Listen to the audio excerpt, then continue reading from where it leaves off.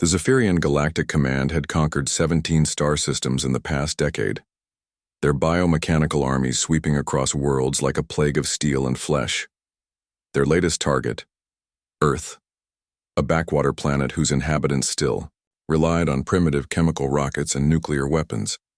The invasion should have been routine. Lisa Martinez pressed her face against the reinforced observation deck of Luna Station, watching the massive Zephyrian dreadnoughts blot out the stars. As Earth's lead xenobiologist, she'd spent months studying intercepted transmissions, learning that these invaders viewed humans as nothing more than useful cattle, intelligent enough to operate machinery, but too primitive to pose any real threat. "Still no word from the Mage academies?" she asked without turning around. Kima Singh, her research partner and Earth's most promising young mage, slumped deeper into his chair. At 23, he should have been wielding reality-bending powers like the legendary archmages of old. Instead, he could barely light a candle without setting his eyebrows on fire. "They won't even return my calls," Kima muttered, rubbing his nose with a tissue. His perpetual cold, a side effect of his magical failures, had been acting up all week. "Master Chen said I have the magical aptitude of a soggy pretzel." Lisa finally turned, her expression softening. "The Zephyrians don't know about human magic at all. Maybe that's an advantage." "What advantage?" Kima laughed bitterly. "I can't even levitate a paperclip. The most powerful thing I've ever done accidentally was turn my coffee into soup. Tomato soup, and it tasted terrible." The comm system crackled to life. "All personnel, this is Admiral Rodriguez. Enemy landing craft have breached our outer defenses.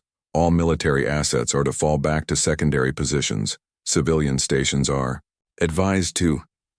The transmission cut to static as explosions bloomed across Earth's surface like deadly flowers. Lisa grabbed Kima's arm. "We need to get to the escape pods."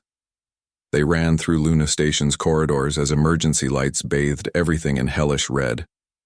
Other researchers and technicians streamed past them, faces tight with panic.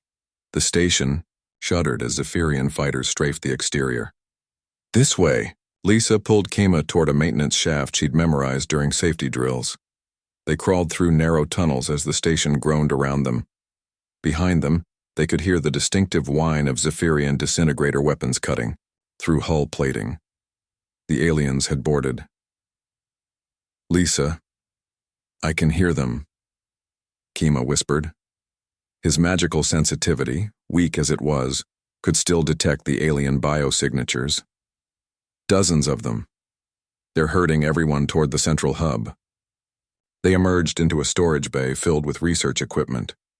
Through the transparent aluminum windows, they could see Zephyrian troop transports landing on the lunar surface, sleek, organic-looking vessels that pulsed with their own inner light. "There," Lisa pointed to an emergency communicator.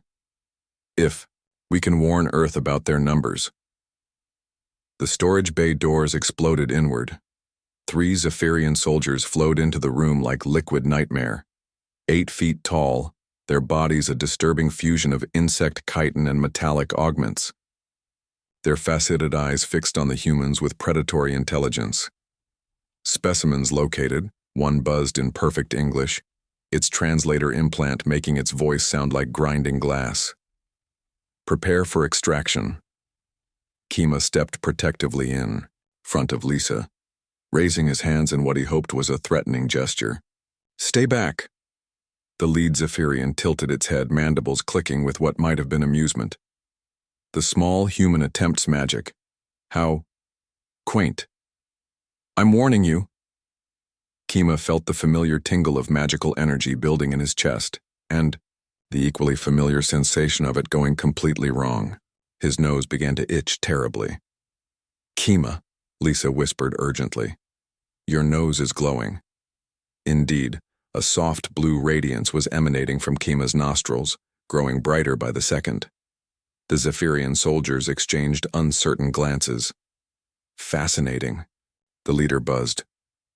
"The creature appears to be experiencing some form of bioluminescent reaction. Perhaps a defense mechanism?" Kima's eyes watered as the itching sensation intensified. He could feel magical energy swirling chaotically through his sinuses, building pressure like a dam about to burst. This was going to be the mother of all sneezes. Ah, ah, he gasped, his whole face beginning to glow with barely contained power. Kima, whatever you're doing, do it fast. Lisa ducked behind a crate as the Zephyrians raised their weapons. I can't control it. The magical energy was reaching critical mass, feedback looping through his failed neural pathways in ways that should have been impossible. His nose felt like it contained a small star. Ah, cho. What happened next would be debated by xenobiologists and magical theorists for generations. The sneeze that erupted from Kima Singh wasn't just a release of magical energy, it was every failed spell he'd ever attempted, every misfired enchantment, every botched cantrip suddenly finding perfect, terrible focus. The wave of energy that exploded outward wasn't visible light or heat. It was pure negation, a force that said no to the fundamental concepts of existence itself. The three Zephyrian soldiers simply weren't anymore. Not dead, not disintegrated. They had never been there at all. The wave continued expanding, passing harmlessly through human tissue but treating anything Zephyrian as a cosmic typo in need of correction. Lisa watched in stunned amazement as the wave spread beyond the station. Through the windows she could see Zephyrian ships throughout the lunar orbital zone flickering out of existence like candle flames in a hurricane.